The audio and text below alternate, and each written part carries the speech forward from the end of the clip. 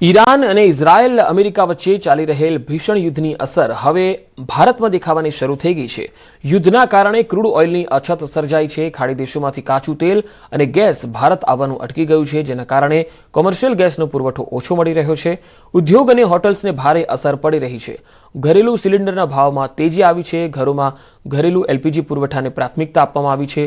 સંગ્રહખોરી અને કાળા બજારને રોકવા માટે સિલિન્ડરો વચ્ચે 25 દિવસનો ઇન્ટર બુકિંગ સમયગાળો ફરજિયાત કરાયો છે। સરકારે એલપીજી ગેસના ઉત્પાદનમાં વધારો કરવાના આદેશ આપ્યા છે, તો ગુજરાતના સિરામિક ઉદ્યોગ બંધ થવાની કગાર પર આવી ગયા છે। ખેત પેદાશોની નિકાસ બંધ થવાથી ખેડૂતોની સ્થિતિ પણ વિકટ બની ગઈ છે। 5 અલગ અલગ તસવીરોમાં તમે જોઈ શકો છો કે જે વૈશ્વિક યુદ્ધ છેડાયું છે, ઈરાન અને ઇઝરાયલ વચ્ચે જે યુદ્ધ છે તેની અસર છે એ હવે ભારત પર દેખાઈ રહી છે। ઇઝરાયલ, અમેરિકા અને ઈરાનનું યુદ્ધ વધુ આગ ઓકી રહ્યું છે। દિવસને દિવસે વધુ ભયંકર હુમલાઓ થઈ રહ્યા છે। જોકે ઈરાને દુનિયાને તેલના ખેલમાં ફસાવી દીધું છે અને વિશ્વની સાથે સાથે ભારત પર પણ યુદ્ધની જોવા મળી રહી છે આડઅસર।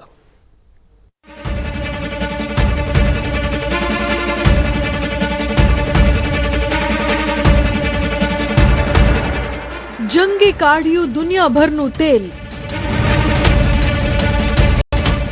મહાયુદ્ધની આગથી કાચા તેલમાં ઉછાળો। પશ્ચિમ એશિયામાં ઈરાન, ઇઝરાયલ અને અમેરિકા વચ્ચે વધતા ટકરાવે પરિવહન વ્યવસ્થાને હલાવી દીધી છે। યુદ્ધ વચ્ચે બહેરીનની સૌથી મોટી તેલ રિફાઇનરીમાં આગ લાગવાના સમાચારથી વૈશ્વિક ઉર્જા બજારમાં હલચલ મચી ગઈ।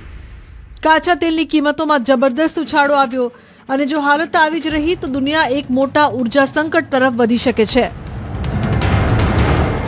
ઈરાને દુનિયાને તેલના ખેલમાં ફસાવી। બહેરીનની સૌથી મોટી રિફાઇનરીમાં આગથી મોટું સંકટ।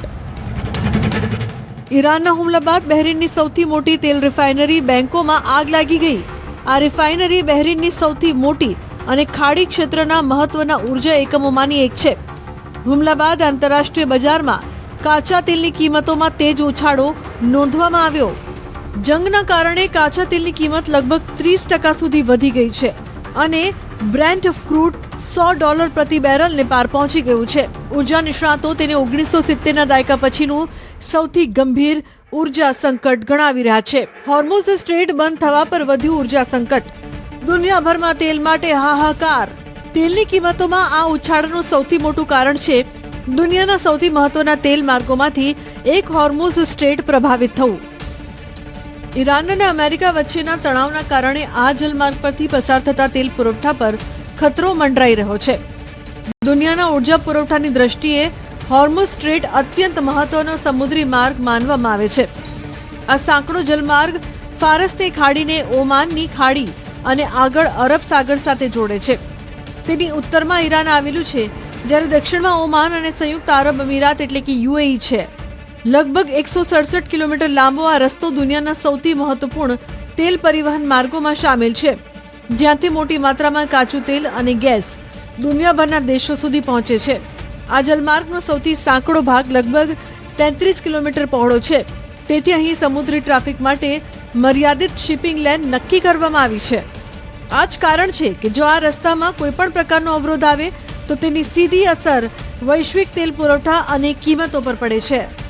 યુદ્ધના કારણે ઘણા તેલ ઉત્પાદક દેશોએ ઉત્પાદન પણ ઘટાડી દીધું છે, જ્યારે સમુદ્રી શિપિંગનો ખર્ચ અચાનક વધી ગયો છે। આ તમામ કારણોસર વૈશ્વિક બજારોમાં તેલની કિંમતો ઝડપથી ઉપર જઈ રહી છે।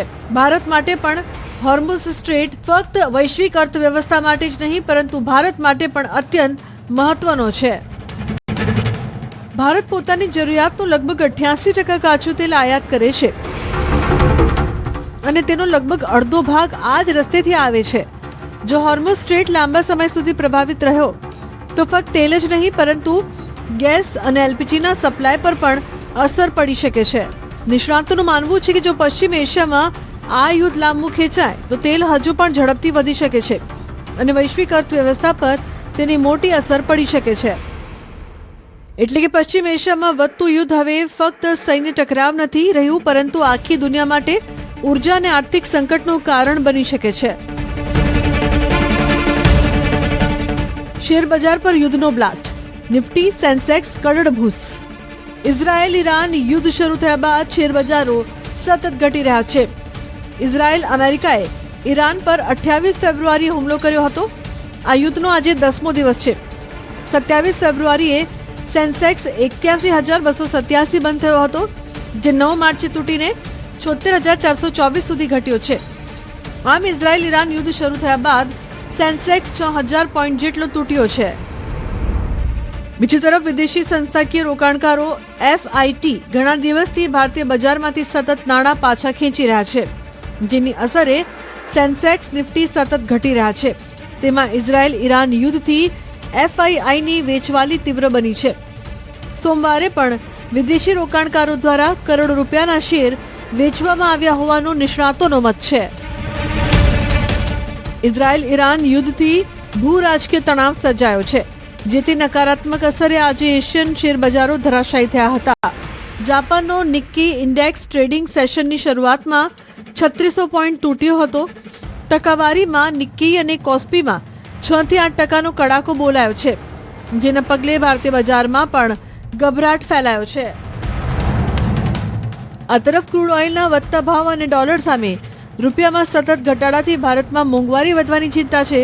ડોલર સામે રૂપિયાનું મૂલ્ય ઘટવાથી ક્રૂડ ઓઇલ સહિત વિવિધ ચીજોની આયાત મોંઘી બની શકે છે, જેની સીધી અસરે ભારતમાં પેટ્રોલ, ડીઝલ, ગેસ, CNGની કિંમત વધી શકે છે. વૈશ્વિક બજારમાં કાચા તેલ $100 પ્રતિ બેરલને પાર પહોંચે છતાં પેટ્રોલ અને ડીઝલની કિંમતમાં વધારો થયો નથી.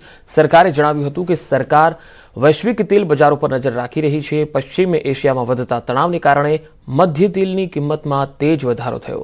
વીજળી ઉર્જા સપ્લાયની ચિંતા વધી રહી છે.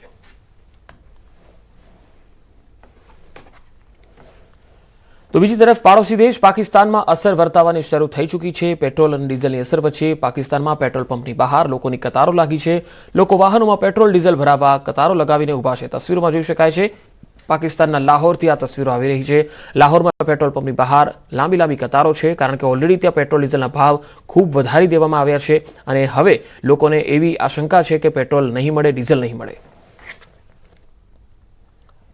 ઈરાન, ઇઝરાયલ અને યુનાઇટેડ સ્ટેટ્સ વચ્ચે ચાલી રહેલા તણાવને કારણે વૈશ્વિક ઉર્જા બજારમાં અનિશ્ચિતતા સર્જાઈ છે. દેશમાં સંભવિત ઈંધણની અછતના ભયને કારણે ઢાકા અને અન્ય વિસ્તારોમાં પેટ્રોલ પંપો પર લાંબી કતારો લાગી. ઘણી જગ્યાએ ઈંધણ ભરવા માટે રાહ જોઈ રહેલા વાહનોની કતારો પંપોની બહાર મુખ્ય રસ્તાઓ પર પણ લાગી ગઈ. ઈંધણની વધતી માંગને કારણે પેટ્રોલ પંપો પર વધારાનું દબાણ આવી ગયું છે. અમેરિકા, ઇઝરાયલ અને ઈરાન વચ્ચે ચાલી રહેલા યુદ્ધના કારણે વર્તમાન સ્થિતિ પર અસર પડી રહી છે. તાજેતરમાં જ ઘરેલું ગેસ અંગે મંત્રાલયે નવો આદેશ બહાર પાડ્યો છે.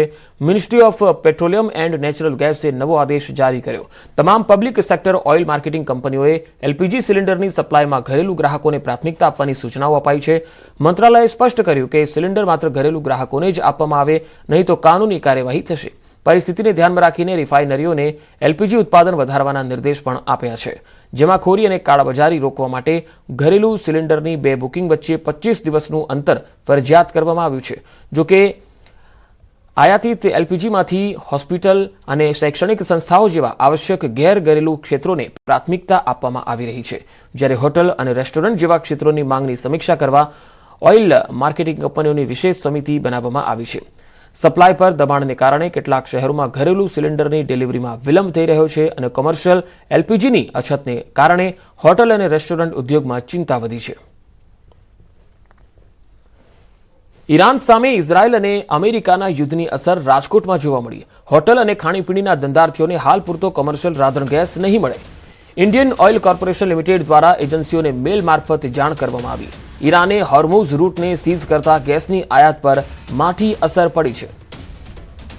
કોમર્શિયલ રાંધણ ગેસ જે છે તેમાં અત્યારે અછતની સ્થિતિ દેખાઈ રહી છે. ખાણીપીણીના ધંધાર્થીઓને હાલમાં રાંધણ ગેસ નહીં મળે. હોર્મુઝ રૂટ પર સીઝ થવાના કારણે આ આયાત અટકી છે. રાતે અચાનક 12 વાગે ભારતીય ગેસ અને અમારે ઇન્ડિયન ગેસ આવે છે, એના કોમર્શિયલ સપ્લાયનો રાતે મેલ આવેલો છે કે આજ રાતથી 12 વાગ્યા પછી ગેસના બાટલા સપ્લાય કરવાનું બંધ કરેલું છે. હોટલ એસોસિએશન નિર્ણય અત્યારે એ છે બધાને વિચારધારણા કે અત્યારે બધા આગળ 1-2 દિવસના સ્ટોક છે હાજરમાં, તો 2 દિવસ પછી કરવાનું છે. વધુ માહિતી મેળવી રાજકોટથી સંવાદદાતા અંકિત પોપટ જોડાયા છે. અંકિત, રાજકોટમાં જ્યારે હવે રાધણ ગેસ હોટલના ધંધાર્થીઓને નહીં મળવાના, ત્યારે કેવી સ્થિતિ હવે સર્જાઈ રહી છે? આ સ્થિતિ કેટલી વિકટ બની શકે છે આવનારા દિવસોમાં?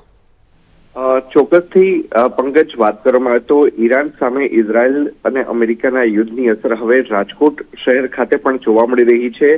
ગઈકાલે જ ઇન્ડિયન ઓઇલ કોર્પોરેશન લિમિટેડ દ્વારા જે તમામ જે એજન્સીઓ છે કે જે ગેસના કોમર્શિયલ બાટલાઓનું વિતરણ કરે છે, સિલિન્ડરનું વિતરણ કરે છે, તેમને મેલ મારફતે